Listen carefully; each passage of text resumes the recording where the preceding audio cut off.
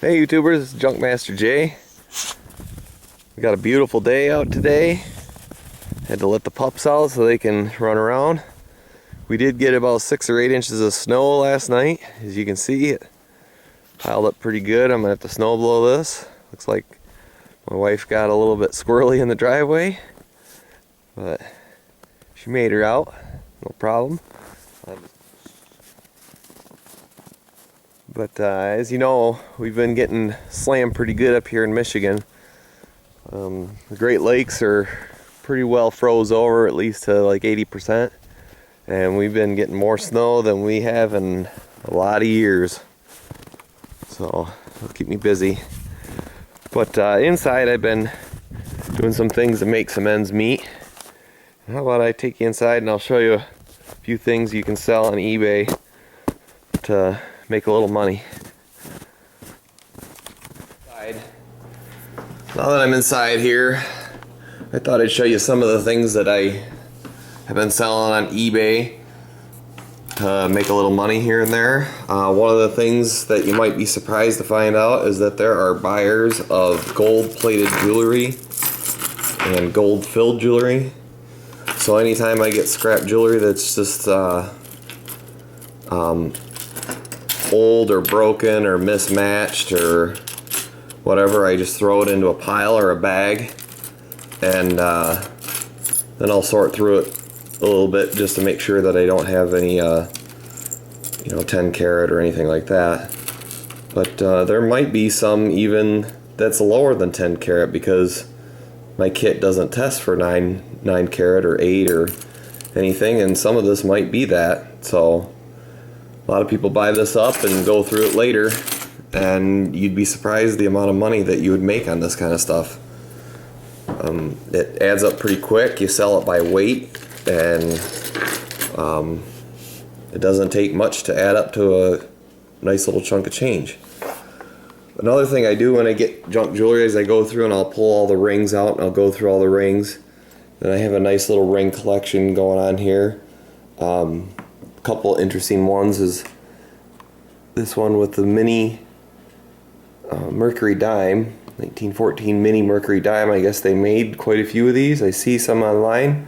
You know, they're worth $1 or $2, but I don't know if they're silver or not. And then we have a couple other interesting ones, including this one that could be 10 karat gold.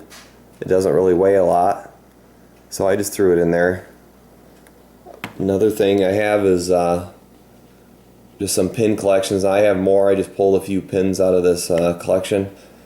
If they don't have a name, if they're not a name brand pin, I'll just put them all together and sell them as one lot. The Mickey there is actually an earring, but somebody might want that for craft or something that is Disney. I'll also do the same thing with costume jewelry. Now, costume jewelry does have some value to it.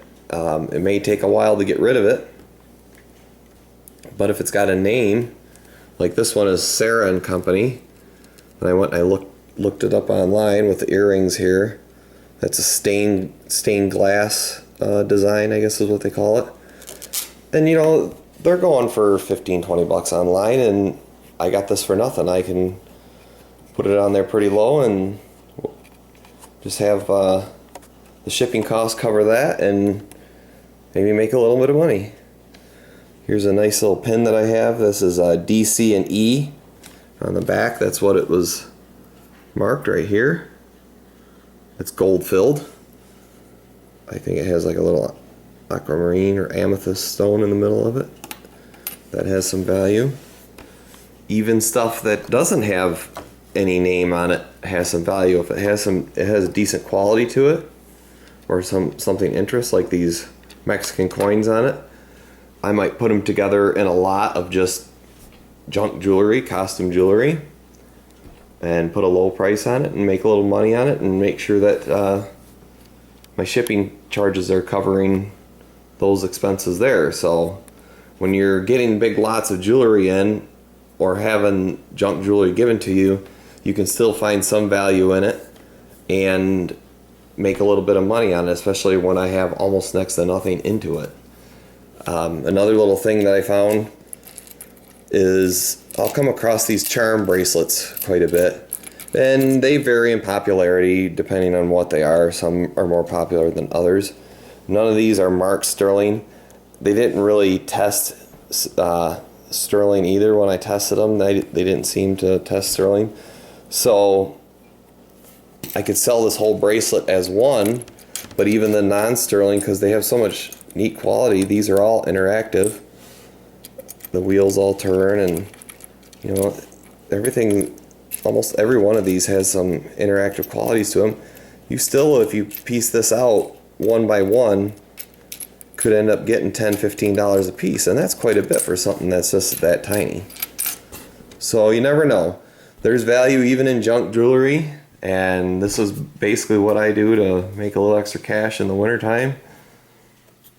And I hope this information has helped you out.